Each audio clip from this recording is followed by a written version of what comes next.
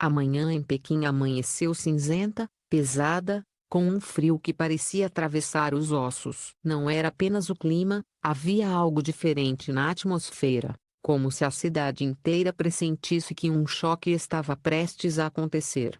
Às 8h04, as portas do Tribunal Popular Intermediário de Pequim se abriram com um estrondo metálico, revelando uma multidão de repórteres amontoados, câmeras erguidas, microfones apontados para qualquer sombra que se movesse. O motivo da comoção? A estreia de um dos julgamentos mais misteriosos e perturbadores dos últimos anos. O caso envolvendo a atriz Song Lin e a morte repentina de Lee Meng-long, astro conhecido por seus dramas românticos. Quando a atriz entrou na sala de audiências, os flashes iluminaram seu rosto pálido. Ela parecia um fantasma de si mesma, olhos fundos, mãos trêmulas, postura curvada como quem carrega um peso que não pertence a ninguém mais. Os guardas a conduziram até o banco dos réus, mas antes que pudesse sentar, ela levantou o olhar, um olhar vazio, despedaçado, e murmurou algo tão fraco que nenhum repórter conseguiu ouvir. O juiz pediu silêncio absoluto. Liz respirou fundo, e com a voz quebrada, pronunciou as palavras que ecoariam por toda a China nas horas seguintes: Eu matei Yu Menglong. O silêncio que se seguiu foi tão brutal quanto um grito. Era como se o próprio ar tivesse congelado. Nenhum jornalista ousou apertar um botão da câmera. Nenhum advogado conseguiu reagir imediatamente. Até o juiz Zhang Yiren, experiente em milhares de casos, demorou alguns segundos para recuperar a postura. A frase, tão simples e devastadora, rasgou a sala de audiências como um trovão tardio. O que poderia ter levado uma atriz adorada, sempre associada à delicadeza e ao sorriso tímido, a fazer uma confissão tão horrenda? Essa era a pergunta que milhões fariam nas próximas horas. Mas a verdade, ou algo que se aproximava dela, era muito mais sombria do que qualquer pessoa poderia imaginar. 2 meses antes da confissão, Yu Menglong havia sido encontrado morto em uma mansão alugada em Xangai, distrito de Changning, onde um pequeno grupo de atores e diretores celebrava o fim de um projeto. A festa deveria ser íntima, discreta, mas terminou em tragédia. Segundo as primeiras declarações, Menglong havia sofrido um colapso súbito, seguido por uma queda que resultou em um trauma fatal na cabeça. A morte foi inicialmente tratada como acidente, mas algo na cena chamou a atenção imediata dos investigadores. As câmeras internas da mansão tinham gravado a noite quase inteira, exceto os 27 minutos mais importantes. Às 23h41, todas as câmeras da sala principal apagaram simultaneamente. Não houve curto-circuito geral, não houve queda de energia no bairro, não houve qualquer circunstância externa que justificasse a falha. Apenas apagar, como se alguém tivesse pressionado um botão invisível e arrancado aquela parte da noite da memória eletrônica do lugar. Quando os peritos tentaram recuperar os arquivos, encontraram apenas fragmentos corrompidos, imagens manchadas, sombras sem forma, ruídos estáticos.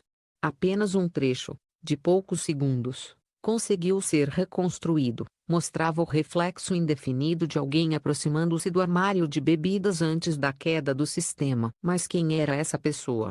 Ninguém conseguia afirmar com certeza. A noite da festa continuou a revelar contradições. Algumas testemunhas diziam que Song Lin parecia ansiosa a noite inteira, mexendo nas mãos, caminhando sem rumo pela sala. Outras afirmavam que ela e Menglong haviam discutido discretamente no corredor, mas não sabiam dizer o motivo. A atriz, ao ser interrogada inicialmente, disse apenas que tinha rido, bebido e conversado como todo mundo, mas seu comportamento inquieto fez a polícia insistir. A tensão aumentou ainda mais quando a perícia encontrou, dentro do copo em que Menglong bebia antes da queda, traços de uma substância desconhecida, descrita apenas como algo com propriedades sedativas. Não era veneno, não era droga ilícita, não era nada comum. Era como uma sombra química, algo que alterava a percepção e equilíbrio, sem necessariamente causar morte direta. A presença da substância transformou o que parecia um acidente em um possível homicídio. Quando confrontada com o laudo, Song Yiren tremeu tanto que precisou de apoio médico. Na delegacia, ela declarou que havia servido bebida ao colega, sim, mas não lembrava de nada estranho. Sua memória parecia quebrada em fragmentos, e partes da noite estivessem envoltas em neblina. Nada disso, porém, preparou o país para a confissão no tribunal. O juiz Zhang exigiu que os advogados retomassem a investigação desde o início. E então, como se o destino tivesse decidido ajudar, ou complicar ainda mais surgiu a testemunha que mudaria o curso de tudo. A funcionária da limpeza, que esteve na mansão horas antes da festa. Ela afirmou ter visto uma pessoa desconhecida circulando perto da mesa de bebidas enquanto a equipe preparava o local. A descrição era vaga, mas perturbadora: um homem usando um boné escuro, rosto parcialmente coberto, movimentos apressados, como se procurasse algo. O depoimento, somado ao misterioso vídeo corrompido, levantou uma nova pergunta. E se Song Yiren estivesse encobrindo alguém? Entretanto, o momento mais arrepiante da investigação veio quando a perícia trouxe um relatório adicional: o sistema de câmeras não apagou por falha elétrica. Os fios não foram cortados, o painel não foi violado, não houve dano físico algum. A interrupção foi forçada, mas sem qualquer rastro do método. Era como se alguém tivesse conseguido desligar os equipamentos por uma via invisível, deixando apenas um buraco negro na gravação. A promotoria descreveu o fato como uma manipulação altamente incomum, difícil de explicar com meios convencionais. Não havia, porém, explicações concretas, apenas suspeitas que pairavam como fumaça sobre todos os presentes. Mas nada, absolutamente nada, tão perturbador quanto o comportamento de Song Yiren após sua confissão. Ela permanecia em silêncio absoluto, olhos fixos no vazio, respirando devagar como alguém prestes a desmaiar. Seu advogado insistia que ela estava mentalmente abalada, incapaz de distinguir o que realmente acontecerá naquela noite. O juiz, porém, precisava de respostas, e a nação inteira também. A sessão foi suspensa. O tribunal ordenou que câmeras externas da mansão fossem analisadas quadro a quadro. Horas depois, às vésperas do fechamento desta reportagem, a polícia encontrou algo que deixou até os investigadores mais experientes inquietos. Na gravação da entrada principal, aparece claramente uma sequência de 6 pessoas entrando na casa e 7 saindo. O sétimo não era identificável. E no último quadro antes da câmera congelar, vê-se uma silhueta, com boné escuro, caminhando apressadamente para longe. A confissão de Song Yiren abalou a nação, mas a verdade, como sempre, parecia muito mais complexa do que 2 frases ditas entre lágrimas. As horas que seguiram a suspensão da sessão pareciam intermináveis. A sala de imprensa do Tribunal Popular Intermediário de Pequim estava lotada, vibrando com uma tensão densa, quase palpável. Jornalistas atravessavam corredores estreitos, conversando em sussurros, como se temessem atrapalhar o silêncio que envolvia o caso. A revelação de que uma 7ª pessoa havia deixado a mansão em Xangai, alguém que nunca constara na lista de convidados,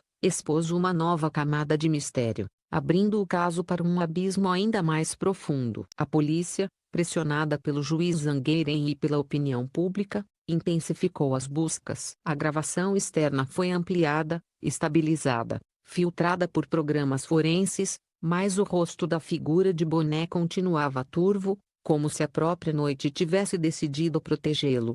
Mas inquietante não era o fato de existir um desconhecido circulando pela festa, e sim que nenhuma das testemunhas registradas lembrava de tê-lo visto. Nem convidados, nem funcionários, nem vizinhos. Era como um fantasma que entrou, fez o que tinha de fazer e desapareceu. No dia seguinte, a sessão foi reaberta. Song Yiren, vestindo as mesmas roupas sóbrias, entrou lentamente. Parecia ainda menor que no dia anterior, como se o peso do mundo estivesse em seus ombros. Porém, algo havia mudado em seu olhar, um brilho de consciência, talvez de arrependimento, talvez de medo, talvez de memória finalmente despertando. O promotor apresentou novas evidências. O laudo complementar da perícia de Xangai mostrava que a substância encontrada no copo de Yimenglong não era suficiente para causar sua morte, mas poderia tê-lo deixado desorientado, vulnerável. A causa final havia sido a queda, o impacto brutal contra a quina da mesa de mármore, um acidente. Mas um acidente com elementos estranhos demais para ser ignorado. O promotor destacou isso com voz firme. Song Yiren levantou o rosto pela primeira vez desde o início do julgamento. A atriz respirou fundo e pediu para falar. O tribunal mergulhou em silêncio absoluto. Eu carreguei isso sozinha por semanas, disse ela, com a voz baixa e rouca. Acreditei que era minha culpa. Eu vi a queda. Eu estava perto demais. Pensei que, se tivesse agido antes, poderia tê-lo segurado. Ela tremia. Quando ouvi sobre a substância no copo, entrei em desespero. Achei que tudo apontava para mim. Achei que tinha sido minha mão. A advogada tocou seu ombro, mas Siren continuou, como se finalmente tivesse reunido coragem para enfrentar seus próprios demônios. Mas essa culpa não é toda minha. Vi a outra pessoa lá. Eu vi uma sombra. Achei que era alguém da produção, mas agora percebo que nunca tinha visto aquela pessoa antes. O tribunal explodiu em murmúrios. O juiz bateu o martelo com força, exigindo silêncio. Irene respirou fundo novamente. Eu não desliguei as câmeras. Não sabia que havia algo no copo. Eu estava apenas com medo. Medo de ser acusada, medo do que eu não entendia. Sua confissão anterior, dita sob pressão emocional extrema, começava a se desfazer diante do novo contexto. Mas o que realmente abalou todos os presentes foi a informação revelada minutos depois pelo detetive responsável pela investigação técnica. As imagens da câmera externa haviam sido comparadas com arquivos de vigilância próximos à mansão. 3 gravações diferentes, capturadas por prédios vizinhos. A mesma figura de boné escuro foi vista caminhando pelas redondezas horas antes da festa, e desaparecendo logo após o suposto acidente. O homem não andava como um convidado perdido, ele parecia saber exatamente para onde estava indo. E então veio o golpe mais inesperado, uma correspondência parcial de impressões digitais encontrada em um copo secundário, deixado ao lado do bar improvisado da mansão. Digitais pertenciam a Li Jincheng, ex-gerente de Yimenglong.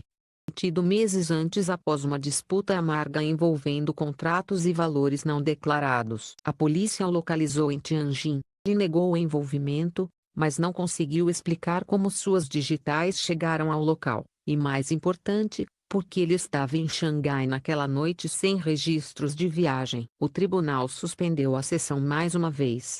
Agora algo havia mudado radicalmente. Song Yiren já não era mais vista como a assassina confessa. Ela se tornara peça de um quebra-cabeça maior, muito mais perigoso e cheio de camadas obscuras. A mídia chinesa começou a tratar o caso como o enigma da sétima sombra. Blogs especializados em crimes analisavam cada frame granular das gravações externas. Especialistas jurídicos davam entrevistas a programas de TV, tentando explicar por que alguém como Yiren confessaria um crime que talvez não tivesse cometido. Psicólogos afirmavam que o trauma e a pressão social poderiam levá-la a acreditar na própria culpa, especialmente por estar tão próxima no momento da queda. Enquanto isso, novos depoimentos eram colhidos. Um dos diretores presentes na festa admitiu que Yimenglong havia recebido mensagens ameaçadoras meses antes, mas descartara como provocação de fãs obsessivos. Outro convidado afirmou ter visto Yiren e Menglong em uma conversa tensa instantes antes do apagão das câmeras,